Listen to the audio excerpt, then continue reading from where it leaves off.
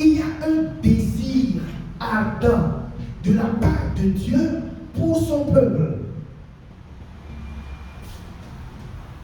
Il y a quelque chose de très particulier que Dieu veut pour son peuple. Il y a une volonté particulière de Dieu pour son peuple. Et c'est quoi cette volonté? C'est quoi ce désir ardent de Dieu pour son peuple? C'est parvenir à la connaissance de la vérité. Amen.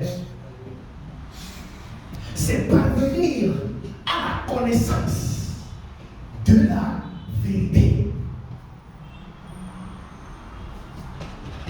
Le désir ardent de Dieu, c'est que son peuple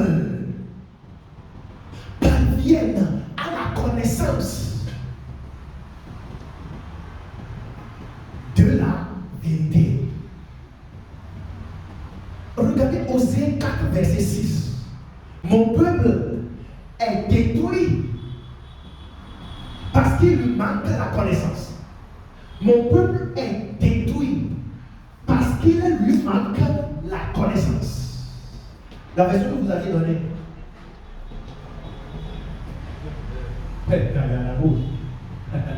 Mon peuple meurt parce qu'il ne me connaît pas.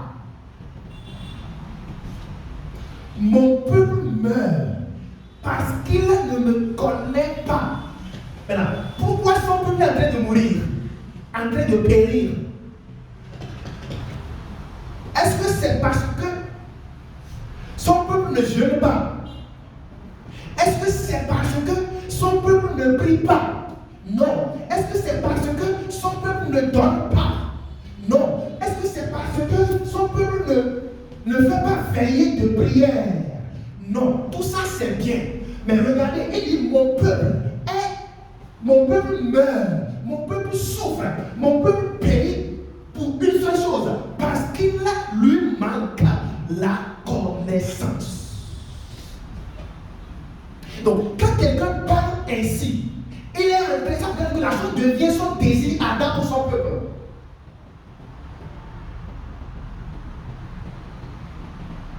Ce qui brûle le cœur, il dit mon qui parle. C'est Dieu qui parle. Dieu lui-même parle. Donc ça devient son cri de cœur pour son peuple. Ça devient son appel pour son peuple. Ça devient son désir ardent pour son peuple. Parce que son peuple meurt à cause d'une seule chose. Son peuple est chargé. Son peuple est fatigué. Son peuple souffre. Son peuple périt. Parce qu'il lui manque une seule chose. C'est sa connaissance. La connaissance de Dieu. Alléluia.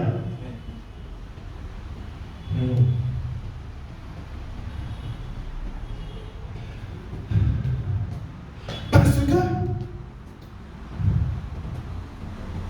la coutume des hommes a trouvé de place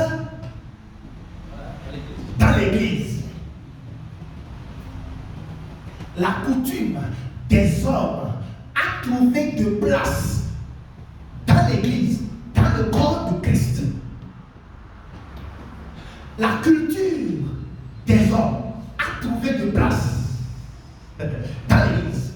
La tradition des hommes a trouvé de place dans l'église. La religion a trouvé de place dans l'église. Or, c'est l'outil que le diable utilise pour garder captif son peuple. L'outil que le diable utilise pour garder son peuple en captivité, c'est la coutume des hommes, c'est la religion, c'est la tradition. Donc l'un des moyens que l'ennemi utilise pour que son objectif, pour que son objectif qui est de dérober, qui est de tuer, qui est de détruire, s'accomplit, c'est la tradition des hommes, c'est la coutume des hommes, c'est la religion, c'est l'un des outils qu'ils utilisent pour accomplir son objectif. Alléluia. Mais je suis en train de voir, la tradition, la coutume des hommes, la religion disparaître de l'église. Nous sommes en train d'entrer dans une ère où la religion, la tradition des hommes, la coutume des hommes, la culture des hommes qui a pris possession du corps du Christ est en train de disparaître. Alléluia. Nous voyons le corps de Christ devenir ce qu'il doit être. Nous voyons l'église de Dieu pour qui il a payé très cher devenir ce qu'elle doit être. Amen. Nous sommes en train d'entrer dans une phase où la religion n'a plus de place. La tradition des hommes n'a plus de place. La coutume, la culture n'a plus de place.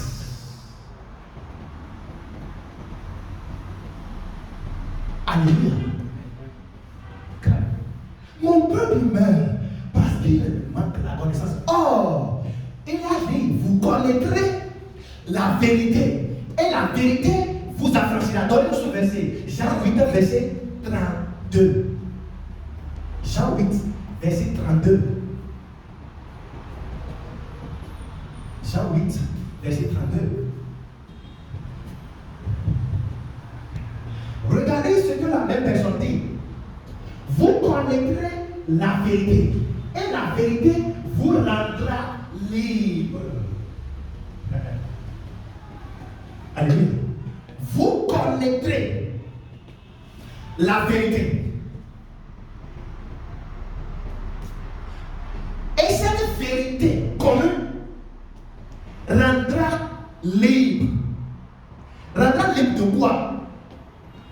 De la captivité du diable au travers de la religion, de la tradition, de la culture. Amen. La connaissance de la vérité. Il dit vous connaîtrez la vérité.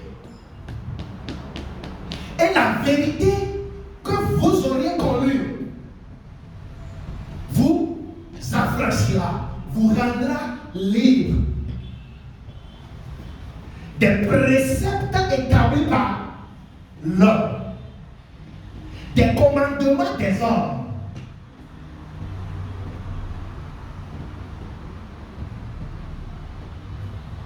Et donc cela voudra dire quoi? Ce qui libère, ce n'est pas une dénomination. Ce n'est pas la dénomination. Tu appartiens à quel type de dénomination? Confessionnelle et religieuse? Non. C'est bien de faire partie d'une famille. Mais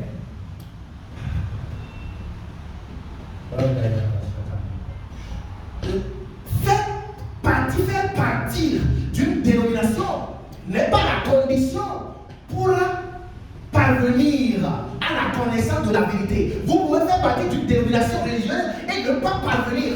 Vous pouvez faire partie d'une religion et ne pas avoir la vérité.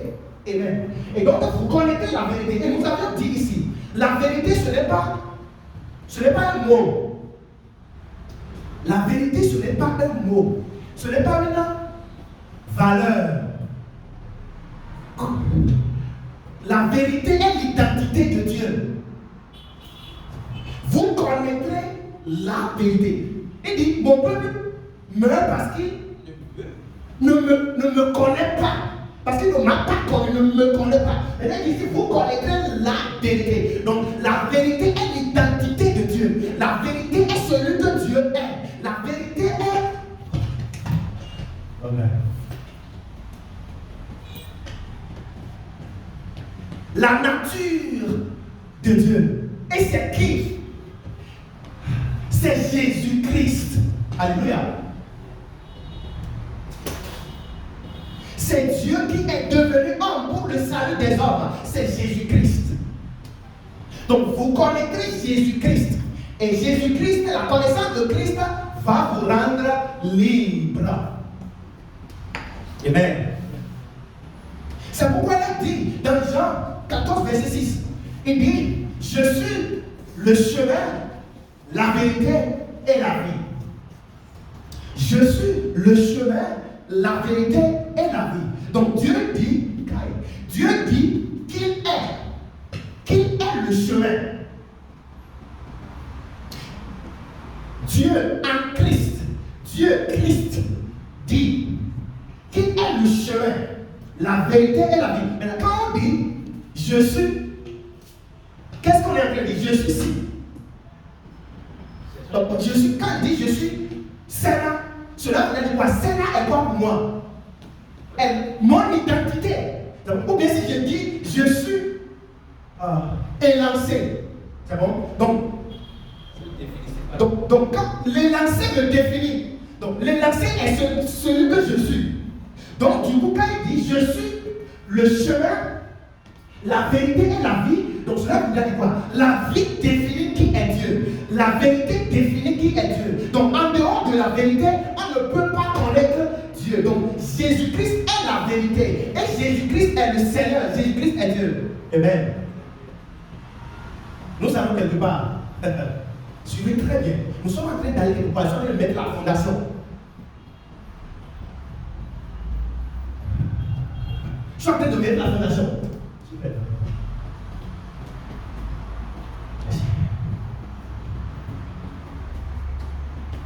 La vie est l'identité de Dieu. La vie est qui Dieu est. La vérité est qui Dieu est. La vérité est l'identité, la définition de Dieu, la nature de Dieu. Et il dit, vous connaîtrez cette vérité-là que je suis et vous serez libre.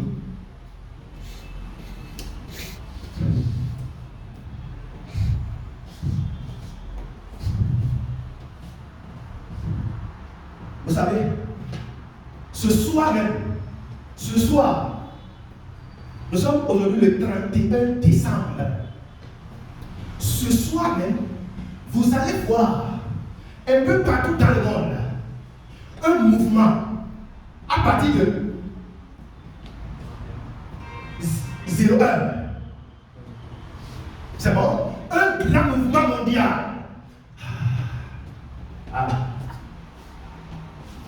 Pourquoi? Parce que nous voulons rentrer dans une nouvelle année. Nous voulons rentrer dans une nouvelle année. Et donc, vous allez voir assez de choses se passer. Beaucoup de mouvements sur le plan international. Mais vous savez la vérité, vous savez, en fait, ce matin, nous allons voir la traversée au-delà du symbolisme. Nous voulons voir la réalité de la traversée. Nous voulons voir ce que c'est que la traversée. Nous voulons aller au-delà de date.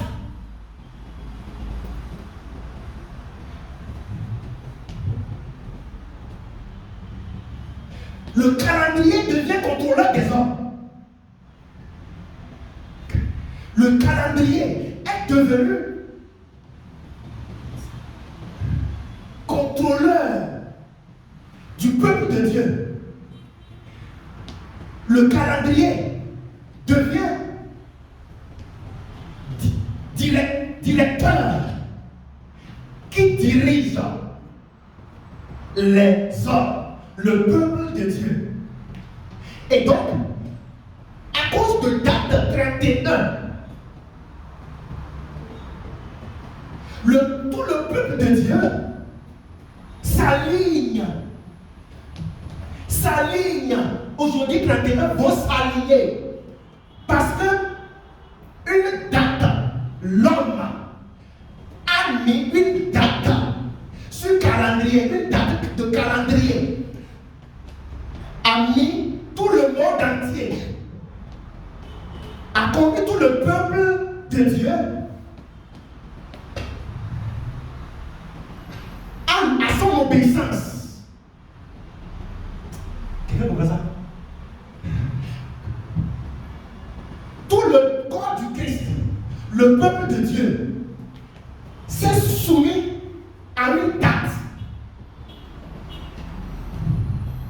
Et donc, quand cette date 31 vient, l'homme, les hommes, le corps du Christ. Comment je vais? Je prie que ça soit compris. Amen. On observe les 31 comme ce soir même ce qu'on va observer. Tout le corps du Christ se soumettre à cette date. Comment on le sait? Comment on le sait que la date a contrôlé le peuple de Dieu, les enfants de Dieu? Comment le savons-nous? Qu'une date que l'homme a prise, le temps a contrôlé, Dieu contrôle le peuple de Dieu. C'est qu'aujourd'hui on va observer un grand mouvement des hommes de partout. Gymnastique, on appelle gymnastique spirituelle. C'est bon de se réveiller, prier, c'est bon. Chanter, danser. Mais nous allons essayer d'aller au-delà. Pour dire que ce qui se passe en réalité, c'est que le peuple de Dieu s'est soumis à une tradition. Le peuple de Dieu s'est soumis à une date, à un calendrier. Et donc, quand cette date-là vient, le peuple de Dieu a accepté une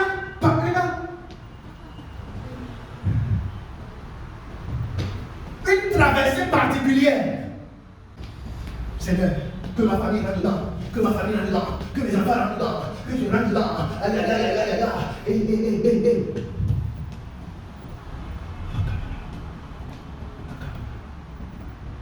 Et à 0 heure, quand ça sonne, bam, bam, bam, et on se retrouve là, on dit oh, alléluia, Jésus est là. On commence à faire des appels pour voir si l'autre aussi est rentré dedans. Elle est rentrée dedans. Elle est rentrée dedans. Donc, on se dit, bon, c'est l'année 2024 que je vais me marier. Donc, la prière, c'est qu'il rentre dans l'année 24 et 2024 pour qu'il se marie.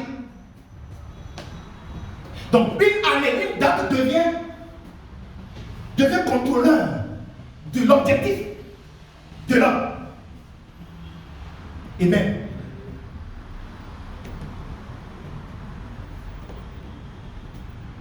Waouh, tout le monde est rentré dedans.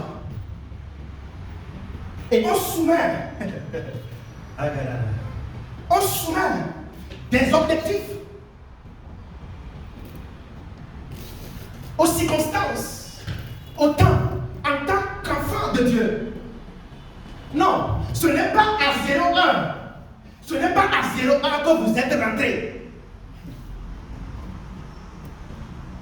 Ce n'est pas à 0,1.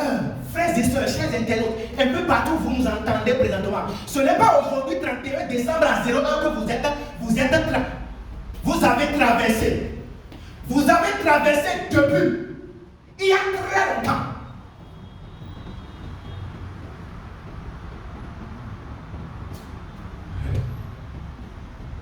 Quelqu'un dit avec moi, j'ai traversé il y a longtemps.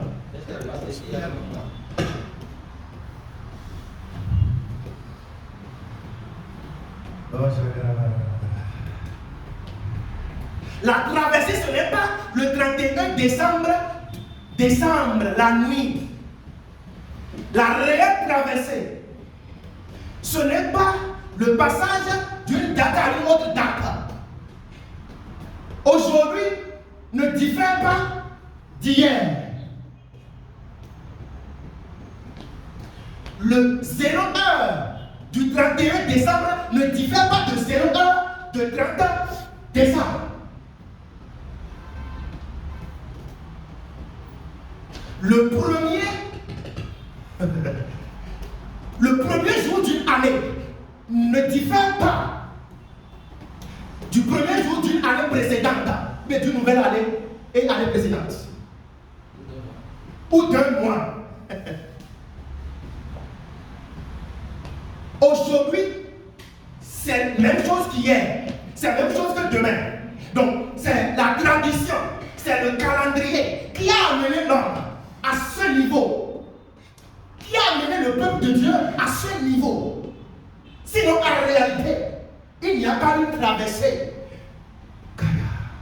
La réelle traversée, nous allons vous le dire maintenant. Praise God. C'est quoi la traversée?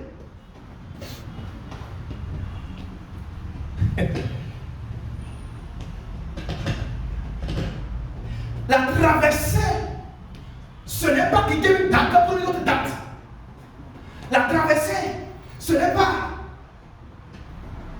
assujetti à un temps. La traversée n'est pas assujettie à une date.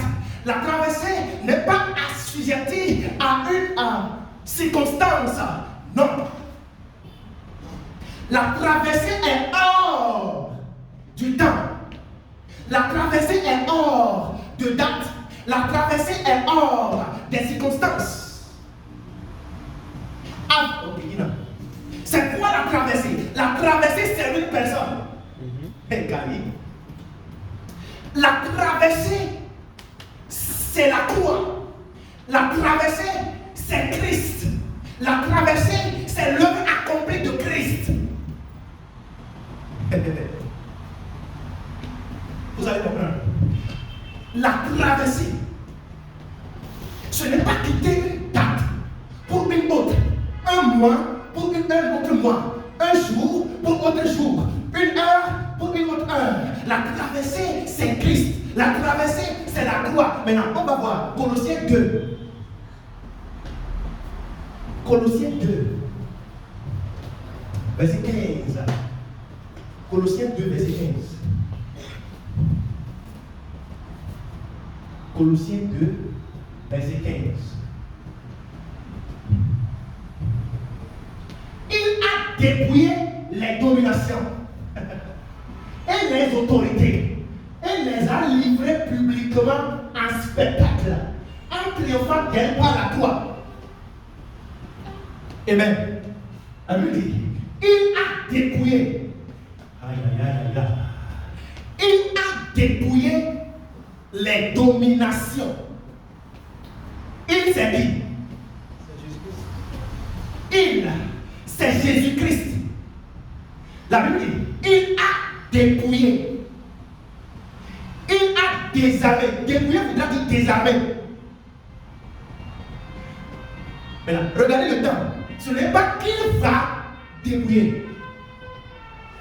Ce n'est pas qu'il est en train de dépouiller. Oh, quel est le temps utilisé? Passé. Il a dépouillé. Jésus-Christ a désarmé, a dépouillé, a rendu inutile, a rendu sans force, a retiré l'arme du diable. Maintenant, regardez, il a dépouillé les dominations et les autorités. C'est quoi domination? C'est quoi autorité? Les dominations et les autorités sont quoi? Sont les œuvres des ténèbres. Les dominations et les autorités, c'est le diable, c'est le démon et tout ce qui est ténèbres. Diable, c'est le démon, la mort, l'enfer, maladie. La Bible dit, il a dépouillé, il a rendu sans force. Il a retiré l'arme du diable. Là qu'il a pour tuer, détruire, égorger, dérober.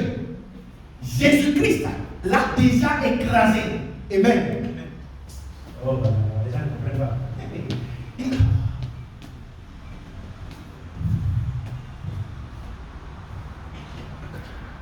Puisque la prière des hommes, c'est que Seigneur, je veux parler, je veux pas mourir, je veux pas mourir, je veux pas être malade, je veux pas faire ça, je veux pas faire ci, je dois voir. Mais nous sommes en train de vous montrer que Christ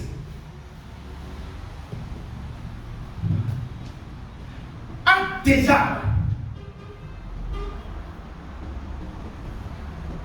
fini avec la mort à votre place. Il a déjà fini avec le diable à votre place. Et la Bible dit, elle les a livrés publiquement en spectacle. En spectacle. En triomphant d'elle par quoi? Par la croix. Regardez. En triomphant de la mort. En triomphant du péché, en triomphant du diable, par la croix. Cela voudrait quoi? Comment Christ a pu traverser par la croix. Et nous allons donner la définition de la croix. Nous allons voir ce que c'est que la croix tout à l'heure. Nous sommes en train de voir la traversée, la réelle traversée. La réelle traversée, c'est Christ, c'est ce que Christ a fait. Qu'est-ce qu'il a fait? Il a dépouillé le diable à votre place. Vous n'avez plus besoin d'être en train de prier. Le diable meurt. Les ennemis meurent. Non. Christ les a déjà triomphés. A pris dessus sur eux. Par la croix. Maintenant, ceci, à votre place, à notre place, à ma place, ceci, il s'est substitué à l'homme. Pourquoi? Parce que l'homme était séparé de Dieu. L'homme était dans un autre, s'est retrouvé dans un autre monde. Monde de ténèbres, monde de la mort, monde de l'enfer. Et donc, Christ vous a déjà délivré du monde du péché, du monde du diable, du monde de la mort. Et vous a transféré où? Dans un nouveau monde. Monde de la vie, monde de du salut éternel, de la vie éternelle. Christ l'a déjà fait. Il vous a déjà, c'est ça, il a dépouillé. Donc il s'est substitué à l'homme. Il s'est substitué à vous. Et qu'est-ce qu'il a fait? Aïe, aïe, aïe, aïe, aïe, aïe, kaya, kaya. Qu'est-ce qu'il a fait?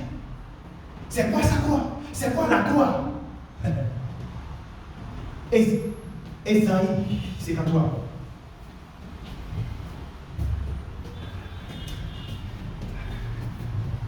Esaïe 53 à partir de 4.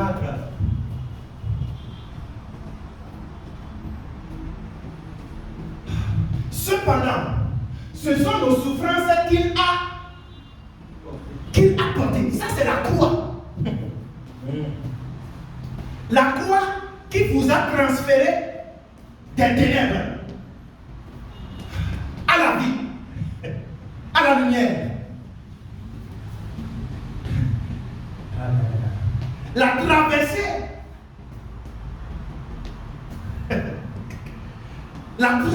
ce n'est pas une date à une autre, mais la traversée, c'est le passage de la mort à la vie.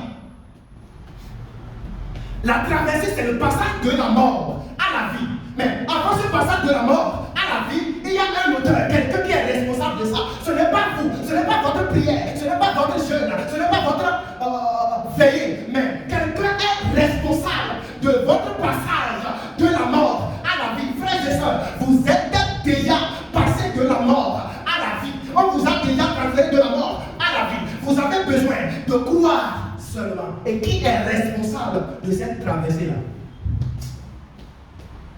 Qui est responsable de la traversée, c'est-à-dire de la puissance des ténèbres à la puissance de la lumière, c'est-à-dire de la mort à la vie, c'est-à-dire du péché à la justice de Dieu, c'est-à-dire de l'enfer à la vie éternelle. Quelqu'un est responsable de ça, ce passage. Donc, et ce n'est pas de vous, ce n'est pas vos efforts, ce n'est pas votre prière, ce n'est pas vos jeûnes, non, mais c'est hors de tout ça. Quelqu'un est responsable de votre passage des ténèbres à la vie, à la lumière. C'est qui? C'est Christ. C'est la croix. Mais nous sommes en train de voir comment Christ a pu vous transférer. Comment Christ a pu vous délivrer de la puissance des ténèbres, de la mort, de l'enfer, à la vie éternelle, à la lumière, à la justice de Dieu, à la paix de Dieu, à la gloire de Dieu, à l'amour de Dieu. Comment il a pu le faire? Nous sommes en train de voir. Cependant, ce sont nos souffrances qu'il a portées. Christ a porté porté déjà votre souffrance.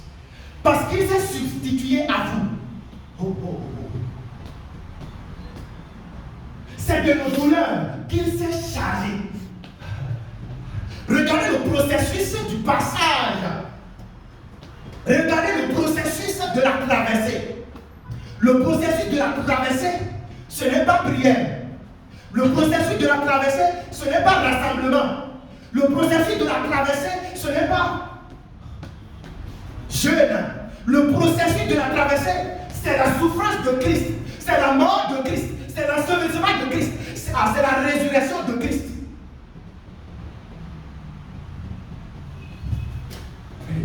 Ce sont nos souffrances qu'il a portées. Donc Christ a porté votre souffrance.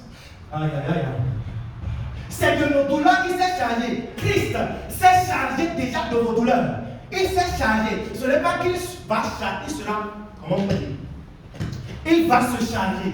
Et nous l'avons considéré comme frappé de Dieu et s'il vous plaît. Mais, il était blessé pour nos péchés.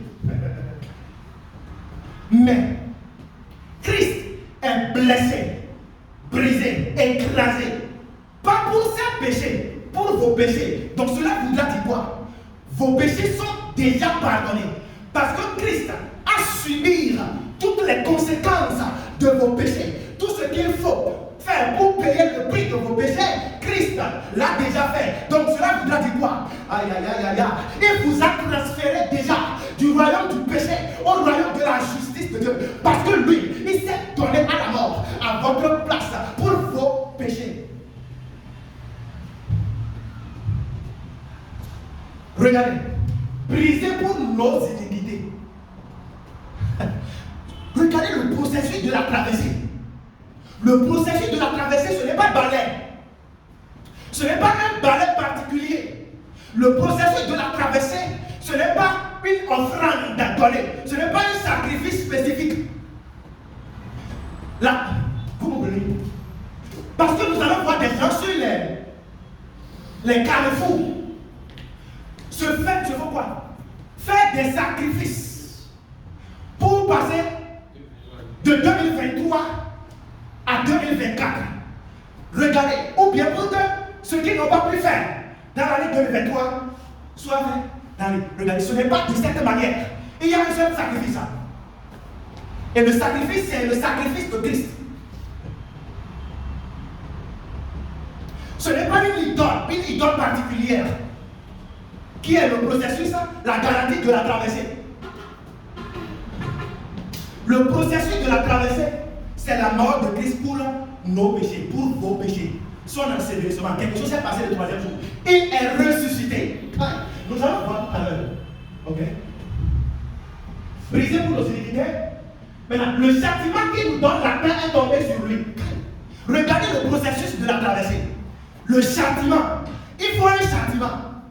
Pour que vous puissiez traverser, il faut un châtiment. Et nous sommes en train de dire que la traversée, ce n'est pas d'une date à une autre date. Ce n'est pas d'une heure à une autre heure. La traversée, c'est quitter les ténèbres pour la vie éternelle. Et quelqu'un a déjà fait ça, c'est qui? C'est Jésus-Christ. Il a subi le châtiment à votre place. Tout le châtiment de nos péchés, tout le châtiment de vos péchés, il a déjà subi ça. Nous délivrons, nous faisons passer d'un état de perdition, d'un état de la mort, à un état de la vie, à un état de la justice de Dieu, à un état de la sainteté de Dieu. Et donc si vous croyez en lui, on va voir. Et c'est par cette blessure que nous sommes guéris. La traversée, c'est de passer de la maladie à quoi? À la guérison. Et bien, ce n'est pas une date à une, non, c'est de passer éternellement de la maladie éternelle, à une guérison éternelle. Et la procédure, ce n'est pas prière, ce n'est pas jeûne, ce n'est pas balai, ce n'est pas huile, ce n'est pas scène, ce n'est pas autre béni. La procédure, c'est une personne, c'est la croix. Et la croix, c'est la mort de Christ. C'est la blessure de Christ sang de Christ à votre place. Ce n'est pas cette blessure que nous sommes guéris. Donc vous êtes déjà guéris. Donc vous passez d'une date, on va parler ça comme ça. Vous passez d'une date à une autre, jouissant toujours de la guérison de Dieu, de la vie de Dieu. Donnez-nous rapidement Éphésiens 2, à partir de 4. Nous sommes en train de terminer, s'il vous plaît. Éphésiens 2, à partir de 4. Éphésiens 2, verset 4. Mais Dieu qui est riche en miséricorde, à cause du grand amour dont il nous a aimés. Dieu est riche en miséricorde. À cause du grand amour dont il vous a aimés. Qu'est-ce qu'il a fait sur nous qui étions morts par nos offenses. Donc vous étiez morts par vos offenses. Nous étions morts par nos offenses. Donc cela voudrait dire quoi? Nous étions dans un lot donné. Un vase donné. Et dans ce vase-là, c'est rien que des morts. C'est rien que des pécheurs. C'est rien que des condamnés. C'est rien que des péris, des périmés. Mais regardez, nous qui étions morts par nos offenses, il nous a rendus à la vie. Cela voudrait dire quoi? Il nous a fait traverser de cette position, de cet état à quoi? À un état de la vie éternelle. Donc Christ vous a rendu à la vie. Jésus-Christ nous a rendu à la vie. Ça c'est la traversée. C'est la traversée ça. Donc la traversée ce n'est pas d'une date à une autre date. La traversée réelle est hors du temps. La traversée réelle est hors de date. La traversée réelle est hors des circonstances. Et il nous a rendu à la vie avec Christ. C'est pas la grâce que vous êtes sauvés. Maintenant, frères et sœurs, quelle est la condition? Quelle est la condition pour avoir part de tout ça? Ou bien comment avez-vous part à cette traversée déjà? En fait, le chrétien ne sait pas de traverser. Le chrétien a déjà traversé. Si quelqu'un est en Christ, la personne devient quoi? Une nouvelle créature. Les choses anciennes sont... Voilà, toutes choses sont devenues comment? Nouvelles. Donc le croyant, si quelqu'un est en Christ, la personne, je ne vais pas dire si quelqu'un est en dénomination. Si quelqu'un... Donnez-nous ce verset là.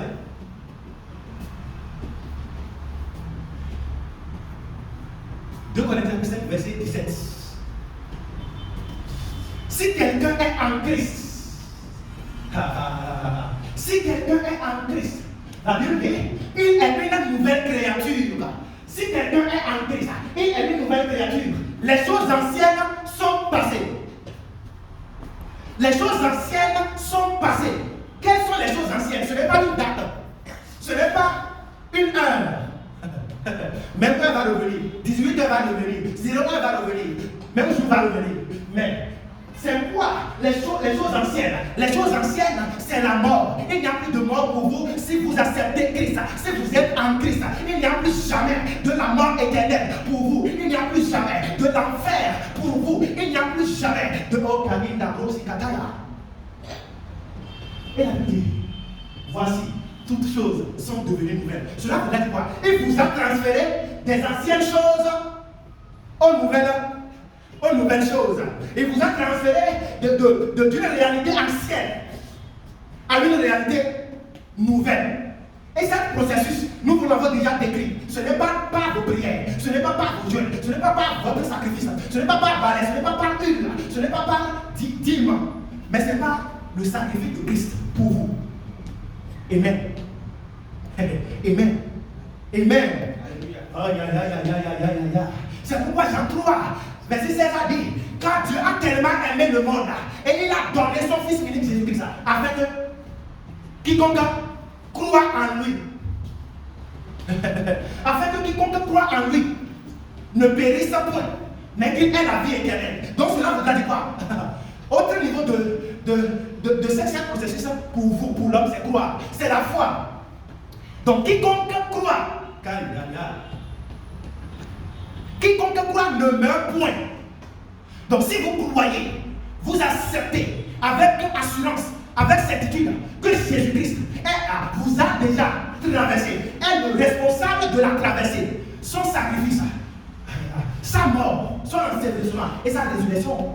Frères et sœurs, vous avez la vie éternelle. Vous pouvez répéter après nous, un peu partout où vous nous entendez présentement, que Père, je te rends grâce. Père, je te remercie. Christ, je te remercie. De ce que lorsque j'étais à une position de mort éternelle, lorsque j'étais à une position du péché éternel, lorsque j'étais à une position de maladie éternelle, de l'enfer, tu m'as transféré au royaume, à l'état de la vie éternelle, à l'état de la justice de Dieu, à l'état de la nature de Dieu. À présent, je suis persuadé, je suis convaincu, avec certitude, que j'ai la vie éternelle, que j'ai traversé déjà, parce que je crois en toi, Christ, parce que je crois en ton sacrifice, parce que je crois en ta mort pour mon péché, en ton ensevelissement et en ta résurrection. C'est au nom puissant de Jésus que nous allons prier. Nous voyons l'année 2024 comme une année où les hommes de Dieu seront établis dans la vérité. Le corps du Christ sera établi dans la vérité. Et la religion disparaît. La tradition disparaît. La coutume des hommes disparaît.